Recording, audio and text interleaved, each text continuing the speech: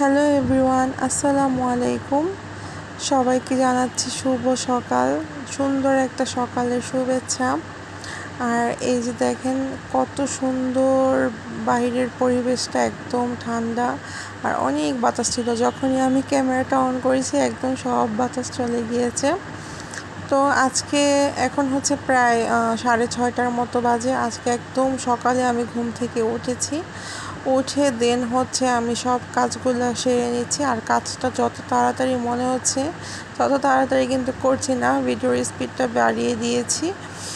আর আজকে মানে ধরা যায় একদম ঘুমই হয়নি, প্রায় 4টার দিকে ঘুমিয়েছি আর উঠে গেছি 6:30টার দিকে। কেন জানি ঘুমই আসছিল না কোনোভাবেই।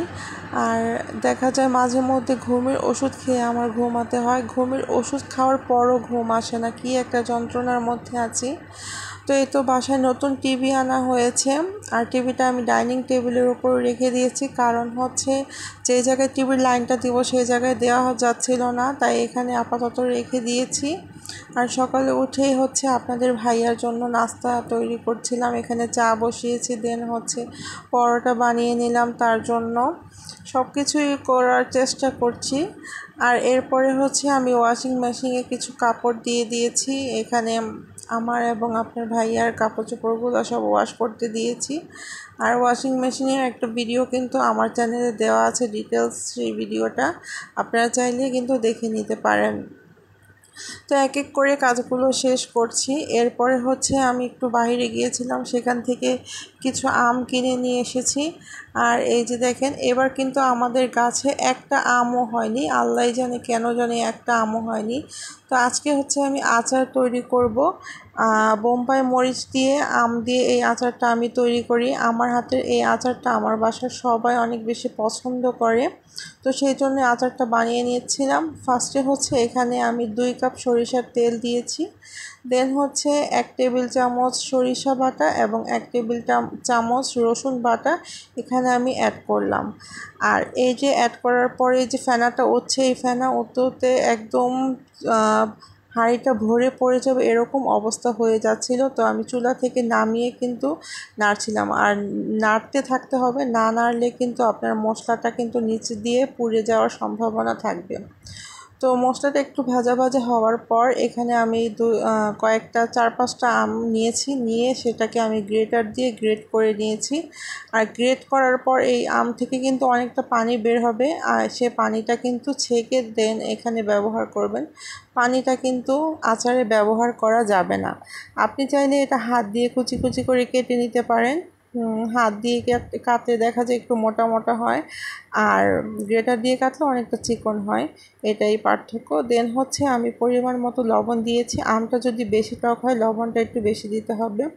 দেন হচ্ছে এখানে কিছু রসুন আমি ছিলে রেখেছিলাম, সেই রসুনটা আমি দিয়ে দিচ্ছি। আর এই রসুন কিন্তু আমি কাটিনি, কোয়া কোয়া যে রসুনটা থাকে বড় বড় কোয়া রসুনটা, সেই রসুনটা আমি আনাম রসুনটাই আমি এখানে ব্যবহার করেছি, এতে কিন্তু দেখতে খুব ভালো লাগবে।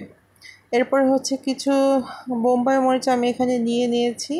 তো সেই বোম্বাই মরিচগুলো আমি ভালো করে ধুয়ে দেন বটাটা ছাড়িয়ে দিয়ে দিচ্ছি। আর 3টা বোম্বাই মরিচ আমি আনাম রেখেছি, সেগুলো হচ্ছে আমি কুচি করে কেটে দেব। এই বোম্বাই মরিচগুলো সবগুলাই কিন্তু আনাম আমি দিয়েছি, আমি এখানে কিন্তু কোনোটাই কেটে দেই নাই। যদি এরকমভাবে দেওয়া যায় তাহলে কিন্তু অনেক বেশি ঝাল হয়ে যাবে, যদি কোনোটা কেটে দেয়। এখান থেকে আমি শুধু 3টাই কেটে দেবো, আর বাদ বাকিগুলো আনাম দিয়েছি। তো এই যে দেখছেন আমি একটা কেচি দিয়ে চিকন চিকন করে কেটে দিচ্ছি। এটা আপনি 3টা দিতে পারেন, 2টা দিতে পারেন, 1টাও দিতে পারেন, কিন্তু শুধু যদি আপনি আমটা আর বোম্বাই মরিচটা আনাম ব্যবহার করেন তাহলে কিন্তু আমটা খেতে ভালো লাগবে না। আর এটা দেওয়ার পর এত সুন্দর একটা ফ্লেভার আসে, আপনি এই কাজটা না করলে তখন বুঝতে পারবেন না।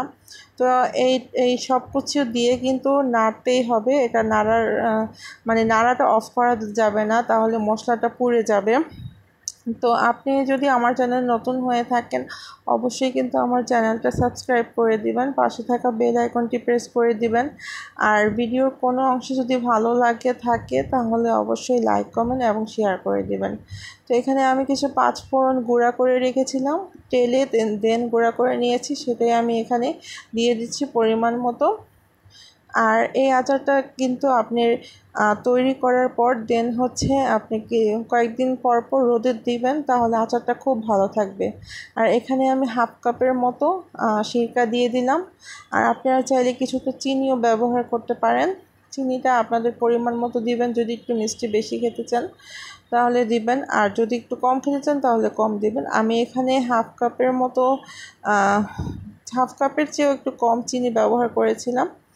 তো এরপরে হচ্ছে এই যে সুন্দর করে সিরকাটা দেওয়ার পর এই তেলের যে ফেনাটা থাকে সেটা কিন্তু চলে গিয়েছে, আর আমার আচারটাও তৈরি হয়ে গিয়েছে। দেখতেই পাচ্ছেন কতটা সুন্দর হয়েছে। আর এখানে যদি আপনি সবুজ এবং লাল দুই কালারের মরিচটা ব্যবহার করতে পারেন তাহলে কিন্তু আচারটা দেখতে আরও বেশি ভালো হয়।